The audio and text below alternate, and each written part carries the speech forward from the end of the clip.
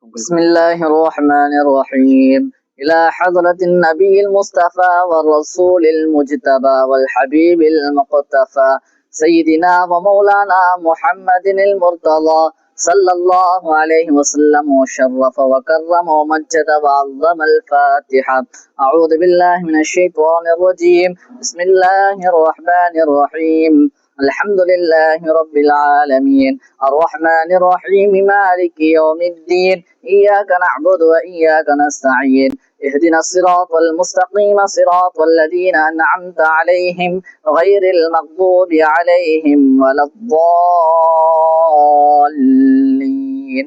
بسم الله الرحمن الرحيم.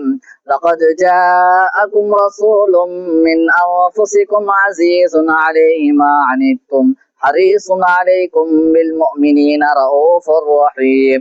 فإن تولوا فقل حسبي الله لا إله إلا هو عليه توكلت وهو رب العرش العظيم. ما كان محمد أبا أحد من رجالكم ولكن رسول الله وخاتم النبيين وكان الله بكل شيء عليما. إن الله وملائكته يصلون على النبي يا أيها الذين آمنوا صلوا عليه وسلموا تسليما. اللهم صل على سيدنا محمد وعلى آل سيدنا محمد وبارك وسلم. اللهم صل على سيدنا محمد وعلى آل سيدنا محمد وبارك وسلم. اللهم صل على سيدنا محمد وعلى آل سيدنا محمد وبارك وسلم. بسم الله الرحمن الرحيم. إنا فتحنا لك فتحا مبينا ليغفر لك الله ما تقدم من ذنبك وما تأخر ويتم نعمته عليك ويهديك صراطا مستقيما وينصرك الله نصرا عزيزا.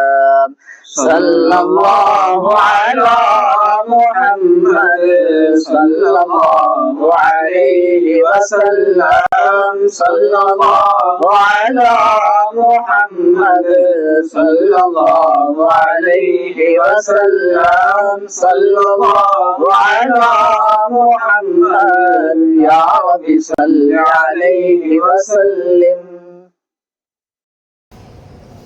صلوا على خير العباد المصطفى كنز الرشاد شافعينا يوم المعاد لتبلغوا نيل المراد. صلوا على خير العباد المصطفى كنز الرشاد شافعينا يوم المعاد لتبلغوا نيل المراد من رحمة الله الودود أهدى لنا نور الوجود وعمنا نشر السرور والفوز فيه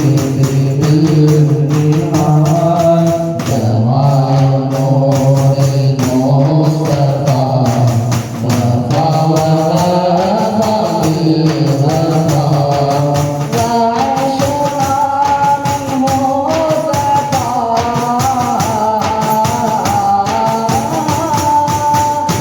وعشنا منه صفا باللطف من حسن الابتداء من طيبة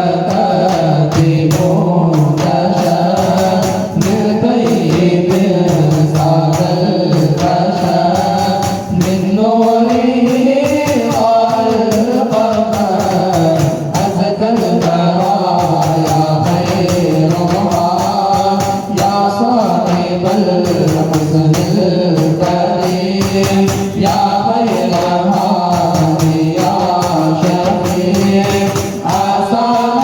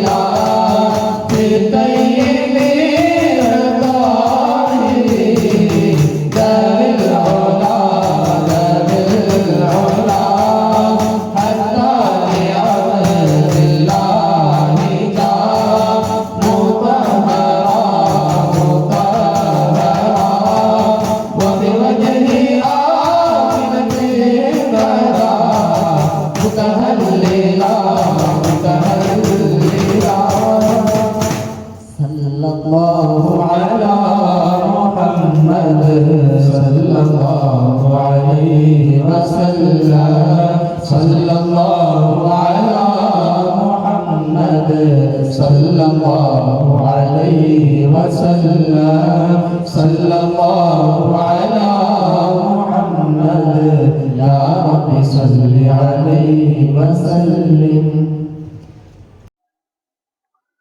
ولد الحبيب ومثله لا يولد ولد الحبيب وخده متغرد ولد الحبيب ومثله لا يولد ولد الحبيب وخده متغرد ولد الذي وسع السماوات العلى ولد الذي لم عرش ربه مسند ولد الحبيب ومثله لا يولد ولد الحبيب وخده متغرد ولد الذي هو في مراتبه العلا ومقامه المحمود فرد أوحد ولد الحبيب ومثله لا يولد ولد الحبيب وخده متغرد ولد الجواد المرتجى روح الندى ما خاب قط بفيضه مستنجد ولد الحبيب ومثله لا يولد ولد الحبيب وخده متغرد ولد الحبيب المصطفى بدر الدجى شمس الله خير البرايا أحمد ولد الحبيب ومثله لا يولد ولد الحبيب وخده متغرد أباه أنجام آفاق الهدى وبهم إلى المولى تعالى يرشد ولد الحبيب ومثله لا يولد ولد الحبيب وخده متغرد أكرم بهجرك يا حليمة إذ ربى فيه الذي هو للبرايا سيد ولد الحبيب ومثله لا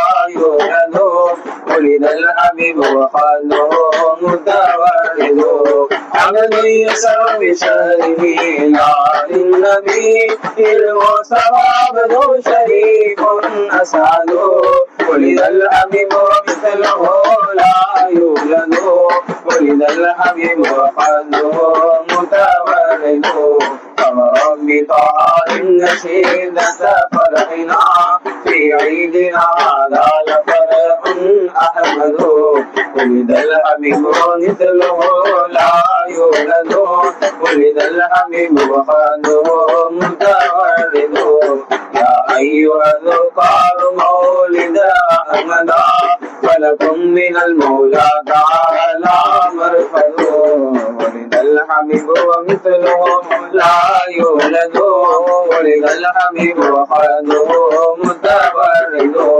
والله إن لعاشقي رب الورى أسقى مرى الله طه مقصد ولد الحبيب ومثله لا يولد ولد الحبيب وخده متغرد إن تبتغوا سبل الهدى فاستمسكوا بهوى حبيب الله طاعة تنفذوا ولد الحبيب ومثله لا يولد ولد الحبيب وخده متغرد ورب طه النشيدة مؤمنا طه حبيب الله هدي أرشد ولد الحبيب ومثله لا يولد ولد الحبيب وخده متغرد والدين إلا حب طه عندما له كل من هو في العوالم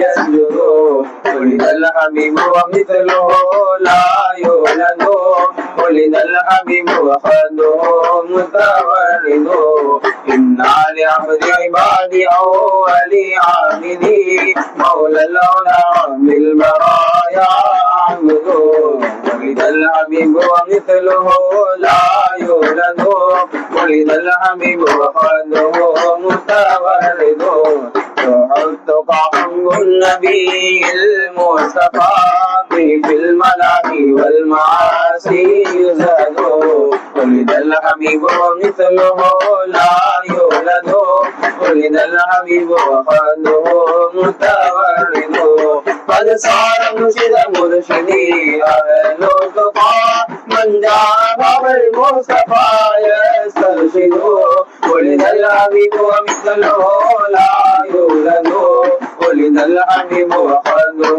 متورد ادوا إليه سائلين أكوككم في كل كرب واغترار تسعدوا ولد الحبيب ومثله لا يولد ولد الحبيب وخده متورد صلوا على نور الإله محمد من نوره كل العوالم توجد ولد الحبيب ومثله لا يولد ولد الحبيب وخده متورد خير الملائكة الكرام ورأسهم لرئيس رسل الله عبد أشهد ولد الحبيب ومثله لا يولد ولد الحبيب وخده متورد قل يا رسول الله انظر حالنا أنت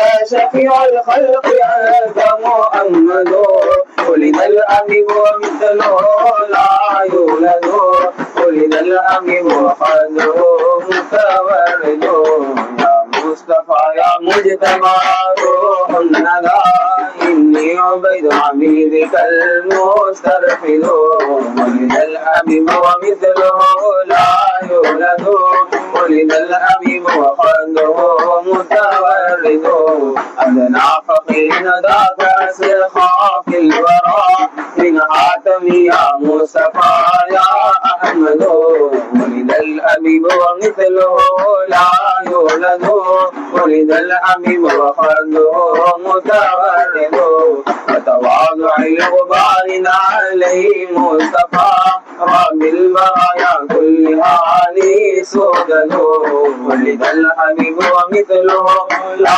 يولد ولد الحبيب وخده متورد كل بخير سخاء شيخي آمري أدنى قنان شيخي مرشد ولد الحبيب ومثله لا يولد ولد الحبيب وخده متورد والله يقسم كل رزقي يا عطاء المصطفى نور الإله المرشد ولد الحبيب ومثله لا يولد ولد الحبيب وخده متورد صلى الله على محمد صلى الله عليه وسلم صلى الله على محمد صلى الله عليه وسلم صلى الله على محمد يا رب صل عليه وسلم या नबी सलाम अलैकुम या रसूल सलाम अलैकुम या हबीब सलाम अलैकुम सलवातुल्लाह अलैकुम अशरक़ल बद्रु अलैना फख्तफ़ा मिनहुल बुदूरु मिथल हुस्निका मा रअयना قد يا وجه سروري أنت شمس أنت بدر أنت نور فوق نوري أنت إكسير وغالي أنت مصباح الصدور يا حبيبي يا محمد يا عروس الخافقين يا مؤيد يا ممجد يا إمام القبلتين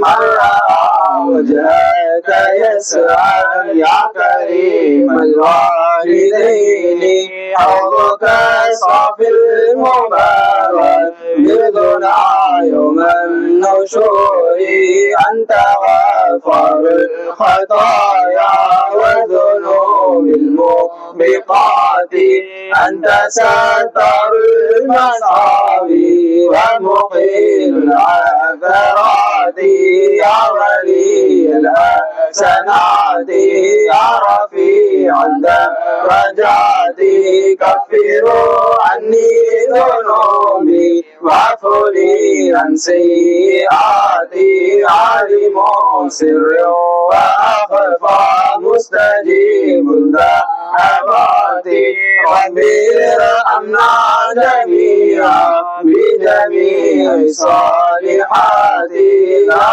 إله إلا الله لا إله إلا الله لا إله إلا الله محمد رسول الله يا صديق سلام عليكم يا فاروق سلام عليكم يا عثمان سلام عليكم يا علي سلام عليكم يا بطول سلام عليكم يا حسن سلام عليكم يا حسين سلام عليكم يا محسن سلام عليكم يا سعاد سلام عليكم يا أنصار سلام عليكم يا تميم سلام عليكم رضوان الله عليكم غوثنا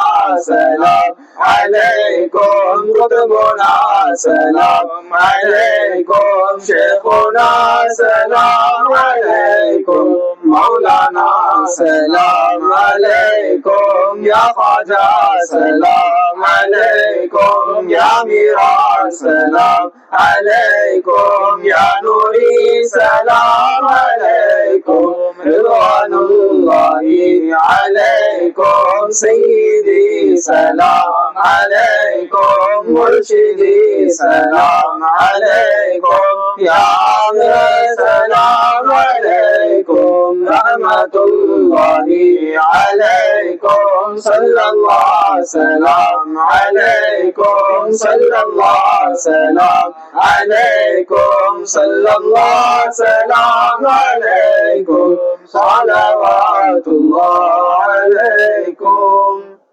السلام عليكم ورحمة الله وبركاته. وعليكم السلام ورحمة الله وبركاته. نحمده ونصلي على رسوله الكريم أما بعد.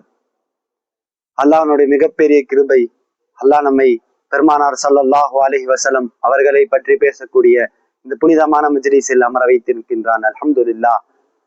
பெருமானார் ஸல்லல்லாஹு அலைஹி வஸல்லம் அவர்கள் ஒரு புனிதமான வாழ்க்கையை அவர்களுக்கு வாழ்ந்து காட்டினார்கள். இப்படிப்பட்ட ஒரு வாழ்க்கை சஹாபாக்கள் அந்த வாழ்க்கையை பெருமானாரினுடைய தலை முதல் அவர்களுடைய கால் வரை நொடி நொடியாக வாழ்ந்து காட்டினார்கள். பெருமானார் ஸல்லல்லாஹு அலைஹி வஸல்லம் அவர்களுடைய அந்த புனிதமான வாழ்க்கையை பற்றி பேசக்கூடிய பாக்கியம் என்பது ஒரு மிகப்பெரிய விஷயமாக இருக்கின்றது. இந்த துன்யாவில் எத்தனையோ மதுஹபுகள் இருக்கலாம், எத்தனையோ மதுஹபுகள் தாபீன்களுடைய காலத்தில் 500 மதுஹபுகள், பின்னாடி காலங்கள் மாற மாற பின்னாடி இந்த 4 மதுஹபுகள் தரிப்பட்டது. அதனால்தான் மதுஹபுகளுடைய காரணம் என்ன? 4 மதுஹபுகளாக பிரிக்கப்பட வேண்டும் என்ற காரணம் என்ன? காரணம் ஒன்றே ஒன்றுதான். அல்லாஹ் ஆசைப்பட்ட விஷயம் ஒன்றே ஒன்றுதான். பெருமானார் ஸல்லல்லாஹு அலைஹி வஸல்லம் அவர்கள், அவனுடைய நபி அவர்கள், அவர்களுடைய வாழ்க்கையில் எந்தெந்த செயல்களை செய்தார்களோ அந்த செயல்களை என்னுடைய உம்மத்தில் இருக்கும் அனைத்து நபர்களும் செய்ய வேண்டும். அவர்களுடைய ஒவ்வொரு செயலும் மக்களால் செய்யப்பட வேண்டும், எந்த செயலும் விடப்படக்கூடாது என்பதற்காக வேண்டி மதுஹபுகளை அல்லாஹ் உருவாக்கி ஒவ்வொரு மனிதர்களையும் அல்லாஹ் அந்த செயல்களை செய்ய வைத்தான் என்று சொன்னால், பெருமானார் ஸல்லல்லாஹு அலைஹி வஸல்லம் அவர்களுடைய செயல்களே அழியாது என்று சொன்னால், பெருமானாருடைய புனித உடல் எவ்வாறு அழியும்? பெருமானாருடைய புனித உடலே அழியாது என்று சொன்னால், அவர்களுடைய பேச்சுகள், அவர்களுடைய மூச்சுகள் சஹாபாக்களால் பாதுகாக்கப்பட்டது. ஹஸரத் அப்துல்லா பின் ஸைத் ரலியல்லாஹு அன்ஹு ஒரு மிகப்பெரிய சஹாபிய ரசூல் அவர்கள் தோட்டத்தில் வேலை செய்து கொண்டிருக்கின்றார்கள். வேலை செய்து கொண்டிருக்கும் அந்த சமயத்தில் அவர்களுடைய மகனார் அவர்களிடத்தில் வந்து சொல்கிறார்கள், பெருமானார் ஸல்லல்லாஹு அலைஹி வஸல்லம் அவர்கள் இந்த துன்யாவை விட்டு மறைந்து விட்டார்கள் என்ற ஒரே ஒரு வார்த்தையை சொன்னார்கள். சஹாபாக்களுடைய காதல் என்னவென்று நாம் யோசிக்க முடியும். அவர்கள் அப்பொழுது துவா செய்தார்கள், அல்லாஹும்ம அத்ஹிப் பஸரி ஹத்தா லா அத்ரிய பாத ஹபீபி முஹம்மதன் அஹதா. யா அல்லாஹ், என்னுடைய பெருமானாரான இந்த ஸல்லல்லாஹு அலைஹி வஸல்லம் அவர்களை இந்த திருக்கண்களால் பார்த்த பிறகு இந்த உலகத்தில் வேற எந்த உடம்பையும் நான் பார்க்க விரும்பவில்லை, என்னுடைய கண்களை போக்கிவிடு என்று கூறினார்கள். கூறியவுடன் ஹஸரத் அப்துல்லா பின் ஸைத் ரலியல்லாஹு அவர்களுடைய கண்ணை அல்லாஹ் எடுத்தான். காரணம் என்ன? மீலாதை கொண்டாடலாமா, நபியின் மீது மௌலித் பாடலாமா என்று கேட்கக்கூடிய இந்த காலத்தில் சஹாபாக்கள் மீலாதை கொண்டாடினார்கள் என்று நாங்கள் சொல்லவில்லை. சஹாபாக்கள் அவர்களுடைய கண்களை தியாகம் செய்து, அவர்களுடைய உயிர்களை தியாகம் செய்துதான் மீலாதை கொண்டாடினார்கள். சஹாபாக்களை எவ்வாறு உருவாக்கினார்கள் ஸல்லல்லாஹு அலைஹி வஸல்லம்? ஏதோ 1,24,000 சஹாபாக்களை உருவாக்கி சென்றார்கள் என்று சொல்லக்கூடியவர்கள் அல்ல. நாங்கள் சொல்லுபவது ஒன்றுதான். பெருமானார் ஸல்லல்லாஹு அலைஹி வஸல்லம் 1,24,000 உம்மத்துகளை உருவாக்கி சென்றார்கள். ஒவ்வொரு சஹாபிகளும் உம்மத்துகளாக திகழ்ந்தார்கள். ஒவ்வொரு சஹாபிகளும் ஹஸரத் ஸஅத் பின் அபி வக்காஸ் ரலியல்லாஹு வாழ்ந்தது மக்காவில், வளர்ந்தது மதீனாவில், ஆனால் அடக்கப்பட்டது சைனாவில். காரணம் என்ன?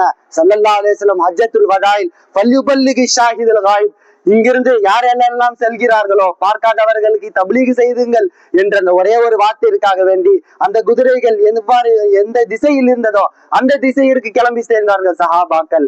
அந்த திசையிற்கு கிளம்பி சென்று எங்கெங்கேயோ சஹாபாக்கள் அடக்கப்பட்டார்கள். இந்தியாவில் சஹாபாக்கள், சைனாவில் சஹாபாக்கள். காரணம் என்ன? ஸல்லல்லாஹு அலைஹி வஸல்லம் அவர்களுடைய ஒரே ஒரு வார்த்தையிற்காக வேண்டி உம்மத்துகளாக திகழ்ந்து பல நாடுகளில் இஸ்லாத்தை வளர்த்தார்கள் என்று சொன்னால் சஹாபாக்களுடைய தியாகங்களின் வெளிப்பாடு ஸல்லல்லாஹு அலைஹி வஸல்லம் அவர்கள் உம்மத்திற்காக வேண்டி செய்த தியாகங்கள் தான். ஹஸரத் அபூபக்கர் ரலியல்லாஹு ஸல்லல்லாஹு அலைஹி வஸல்லம் அவர்கள் முழுவதுமாக ஒரு மனிதரை உருவாக்கினார்கள் என்று சொன்னால் அது ஹஸரத் அபூபக்கர் சித்திக் ரலியல்லாஹு தான் முதலில் இருப்பார்கள். அவருடைய வஃபாத்துடைய சமயம் ஸல்லல்லாஹு அலைஹி வஸல்லம் அவருடைய செயல்களை சஹாபாக்கள் எவ்வாறு பாதுகாத்தார்கள்? எத்தனையோ செயல்கள் இருக்கலாம், எத்தனையோ செயல்களை அவர்களுடைய நேசர்களுடைய செயல்களை மக்கள் பாதுகாக்கலாம். ஆனால் ஹஸரத் அபூபக்கர் சித்திக் ரலியல்லாஹு அவருடைய வஃபாத்துடைய சமயம் கேட்டார்கள். ஆயிஷா ரலியல்லாஹு அவருடைய மகளாரிடத்தில் கேட்டார்கள், என்ன நாள் இது என்ன நாள் என்று கேட்டார்கள். அதற்கு ஆயிஷா ரலியல்லாஹு கூறினார்கள், யோமுல் இஸ்னைன் என்று கூறினார்கள், இது திங்கட்கிழமை என்று கூறினார்கள். பின்பு கேட்டார்கள், நபி ஸல்லல்லாஹு அலைஹி வஸல்லம், என்னுடைய நேசர் நபி எந்த நாளில் வஃபாத்தானார்கள் என்று கேட்டார்கள். யோமுல் இஸ்னைன் என்று சொன்னார்கள், திங்கட்கிழமை என்று சொன்னார்கள். நானும் அதே நாளில் வஃபாத்தாவதற்காக வேண்டி ஆசைப்படுகின்றேன் என்று சொன்னார்கள். யார் சஹாபாக்கள் பெருமானாருடைய ஒவ்வொரு செயல்களை அவர்கள் பாதுகாக்க வேண்டும் என்று நினைப்பவர்கள் மட்டுமல்ல, ஸல்லல்லாஹு அலைஹி வஸல்லம் எந்த நாளில் வஃபாத்தானார்களோ அந்த நாளும் என்னுடைய சுன்னத்து தான் என்று பேணி பாதுகாத்தவர்கள் சஹாபாக்கள். அப்படிப்பட்ட புனிதமான வாழ்க்கையை வாழ்ந்தவர்கள் சஹாபாக்கள். அப்படிப்பட்ட சஹாபாக்களுடைய வாழ்க்கையை உருவாக்கி தந்தவர்கள் இந்த உலகத்தில் ஒரே ஒரு மனிதர் தான் உம்மத்தாக திகழ்ந்து வாழ்ந்து காட்டினார்களே, அந்த பெருமானார் ஸல்லல்லாஹு அலைஹி வஸல்லம் அவர்கள். ஆக அப்படிப்பட்ட அந்த புனித பெருமானார் ஸல்லல்லாஹு அலைஹி வஸல்லம் அவருடைய வாழ்க்கையை அல்லாஹ் நம்முடைய வாழ்க்கையில் அவர்களுடைய பிச்சையில் ஆக்குவதற்கு தௌஃபீக் செய்வானாக. ஆமீன். வாஹிர் தவானா அல்ஹம்துலில்லாஹி ரப்பில் ஆலமீன். அஸ்ஸலாமு அலைக்கும் வரஹ்மத்துல்லாஹி வபரகாத்துஹு. வஸல்லம் ஸலாத்தன் வ ஸலாமன் தாயிமன் அலைக யா சய்யிதி யா ஹபீபி யா ரசூலல்லாஹ். ரப்பனா ظلمنا انفسنا وان لم تغفر لنا وترحمنا لنكونن من الخاسرين. اللهم وصل ثواب ما قرأنا من كلامك العظيم وما صليناه وما سلمناه على نبيك الكريم منكم منا الى روح سيدنا وسندنا وشفيعنا ومالكنا وقرة أعيننا محمد المصطفى صلى الله عليه وسلم خاصة، ثم إلى أرواح جميع الأنبياء والأولياء والعلماء والشهداء والصلحاء كلهم أجمعين، خصوصا إلى أرواح شيخنا وكتبنا وغوثنا غوث الثقل غوث العظم رضي الله تعالى، ثم إلى أرواح شيخنا ومرشدنا خواجہ معین الدین اجمی رضی اللہ تعالی، ثم إلى أرواح شيخنا ومرشدنا شاہ الحمید الناہ رضی اللہ تعالی، ثم إلى أرواح شيخنا ومرشدنا نور المشايخ نور شاقبنا رضي الله تعالى، ثم إلى أرواح شيخنا ومرشدنا ومربنا وملجانا وهادينا الشيخ سيد محمد عمر عامر كليم شانوري فقيه نواز رضي الله تعالى عنه، ثم إلى روح سيدنا أمنا سيدة ممتاز بن رضي الله تعالى عنها، ثم إلى روح سيدنا أمنا سيدة سعيد النساء رضي الله تعالى عنها، ثم إلى روح من شيخنا سيدة شهناز بن رضي الله تعالى عنها. اللهم انفعنا بعلومهم، اللهم انفعنا بأسرارهم، اللهم انفعنا بأنوارهم، اللهم افض علينا من فيوضاتهم وبارك لنا ببركاتهم وامددنا مددهم برحمتك يا أرحم الراحمين. ربنا ارفع درجات شيخنا وأمهاتنا عندك يا رب العالمين. اللهم طول حياة أولاد شيخنا وحياة أساتذتنا ووالدينا وأهلهم وعيالهم مع الصحة والسلامة والعافية. ربنا أتمم لنا نورنا واغفر لنا إنك على كل شيء قدير. ربنا رب ارحمهما كما ربياني صغيرا. إلهي إلهنا وارزقنا النظر إلى لقاء وجهك الكريم مع اللقاء سيدنا محمد صلى الله عليه وسلم. ربنا آتنا في الدنيا حسنة وفي الآخرة حسنة وقنا عذاب النار.